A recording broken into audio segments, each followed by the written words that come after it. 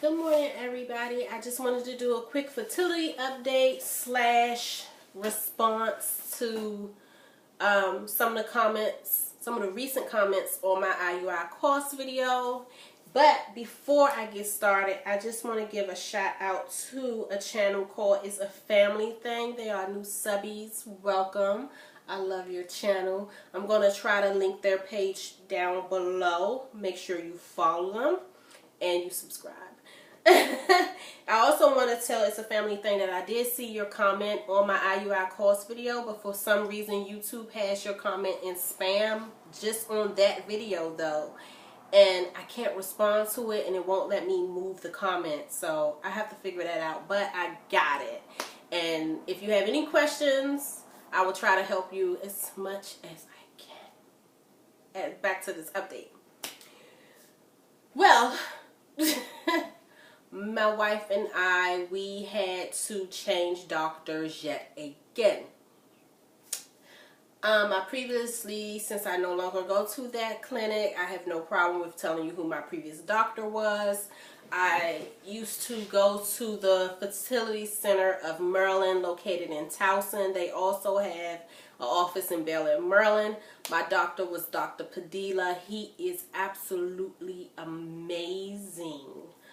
But his staff of nurses are rude as fuck. And they made an already difficult experience more difficult. And for whatever reason, they were trying to keep me in the IUI realm. We've done several IUIs. IUIs are not expensive. We paid out of pocket once for one, and that was about $1,400, I think, plus the cost of sperm. The sperm was like $900, so it was a little over $2,000, and that wasn't bad. Our insurance paid for the remaining of the IUIs, but we still have to pay for sperm, and it gets expensive. So it became a point of, because of surgeries and everything else we've had, we pretty much knew that IUI is not going to work for me. So why are we continuously putting me through this? At this point, we didn't care about the money. It was more so as the emotional aspect of it, because it's not just an IUI. You going into each IUI with hope, while at the same time knowing the shit not going to work. And they just wanted to keep me in there. And we wasn't comfortable with that. So we just stopped the whole fertility process. I was just like, fuck it. Let's look into adoption. Let's look into maybe fostering. So I was just over it. Even though my wife offered to carry our child for me, if I wasn't able to, I don't want my wife to be uncomfortable. And I know she would be uncomfortable. And her being comfortable and her being okay is more important to me than anything. So I don't want that. So we just completely stopped. And then we went to, I had an OB appointment, you know, your yearly exam, and our doctor asked us basically why we're not pregnant yet. And I told her because we said fuck them and we had not gone back. And she said, well, I think you should go back to Shady Grove. And I said no. We had a very bad experience with one of their locations, blah, blah, blah, blah, blah. And she said, I want to send you to another location. And she did. And it's been the absolute best thing we ever did. The treatment that we are receiving now from our new location is completely different than anything we've received before. And even though I feel like Dr. Padilla is a very good doctor, I feel like the plan he had us on for me wasn't the best plan. And my new doctor, it's just a totally different experience.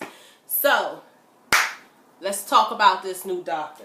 So Shady Grove, they're gonna give you a booklet like this. In this booklet, it's going to have like your treatment plans.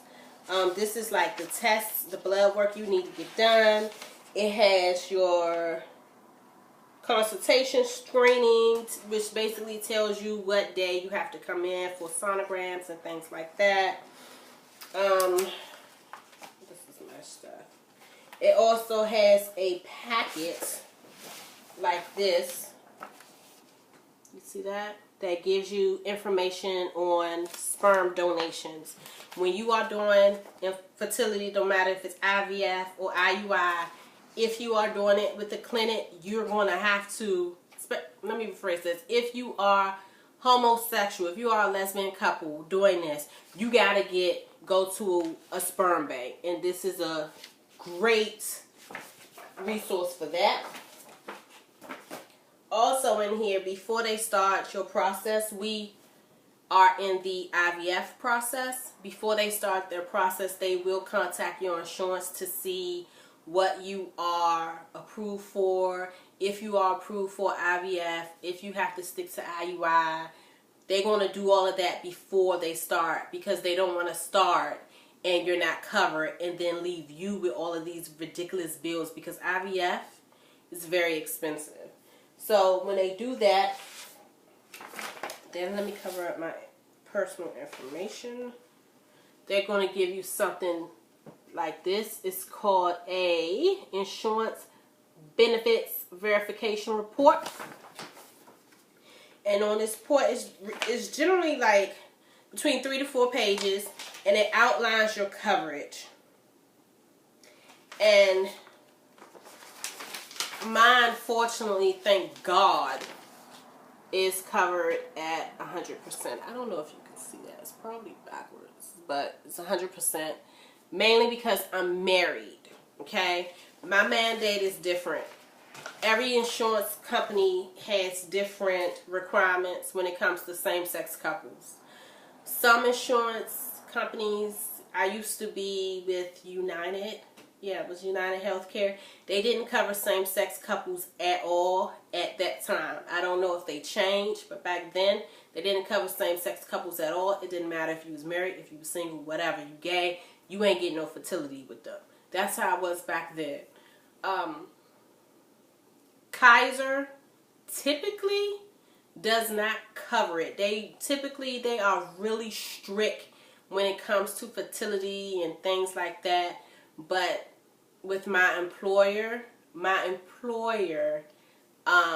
when they did our insurance, they included certain things, and thankfully fertility was in that. So the only thing we have to pay for out of pocket is our sperm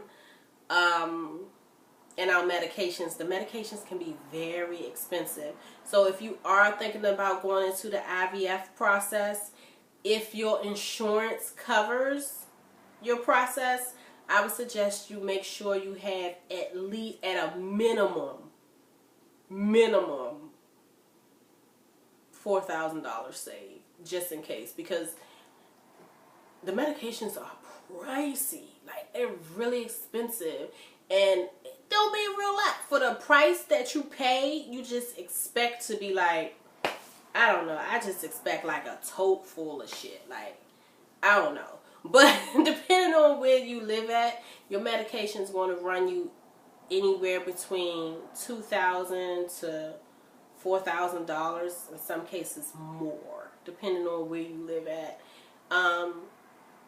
Most insurance do not cover fertility prescriptions. I'm still waiting to see if mine is going to be covered. I do know our last cycles with our previous doctor, our medications was covered, and what we had to pay was like really some minimum stuff. So I'm hoping that that's the same case this time. If not, we just gonna have to do it, because we in it now. We in it now. This past Monday, well, let me start. Last week, I had to go in during my menstrual cycle, and I had to get some sonograms done. It was very gross. Day 3 of my cycle, we had to do some sonograms. This was the first time I had a sonogram like this while I was on my cycle. My previous doctor did not do this. So I kind of felt... Hello?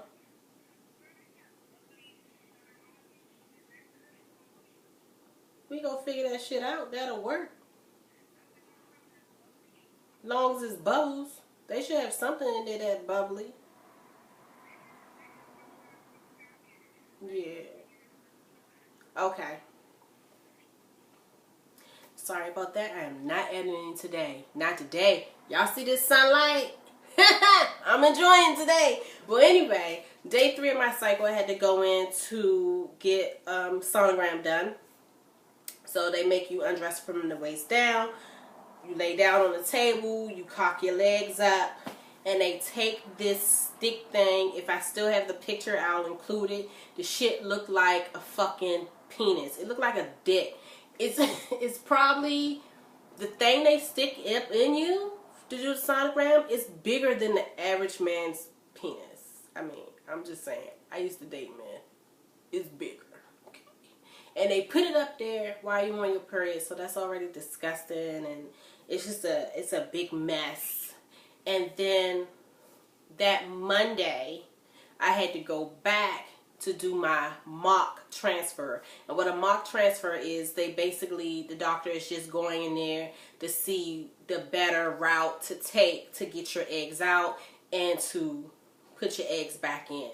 And with that, I had to come in with a somewhat full bladder. I gave a little bit of urine, and when I went in there, I don't know what exactly they put down there. My wife said it was some type of catheter thing because she made sure she sat right there and watched it.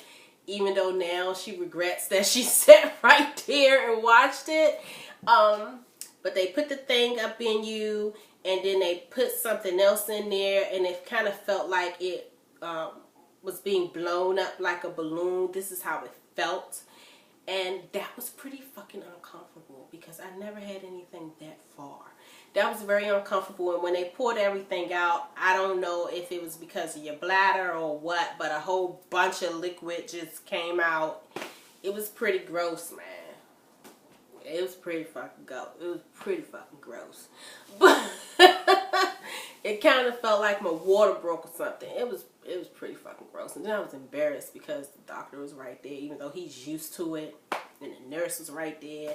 Then my wife over there. And when everything just whoosh, her facial expression was like, you know, it was really gross. But I'm very excited. So I had to get some blood work done. A lot of blood work. I did that. I go in for my follow-up on the 16th of March, where he will tell me what the protocol is, what medications I gotta take, this, that, and the other. And then after that, because I'll be getting ready to come back on that weekend, so I'll be starting birth control and things like that. So I'm thinking my egg retrieval will probably be end of the month, beginning of April, and then the egg transfer back into my body after they fertilize it will be sometime in April. That's what I'm thinking. So I'm very excited about it. This just feels completely different. It's like the doctor I have now and his staff just, I don't know, they're comfortable, and they have me in this whole another mindset. So it's pretty awesome. It's a pretty awesome feeling I have right now, and I'm loving it. If you have any more questions, I'm sorry if this video sounds rushed. I got friends coming over. They about to have me in the kitchen like Uncle Ben's or Aunt Jemima to make brunch. So I'm sorry if I'm rushing, but if you have any questions, any comments, leave them below.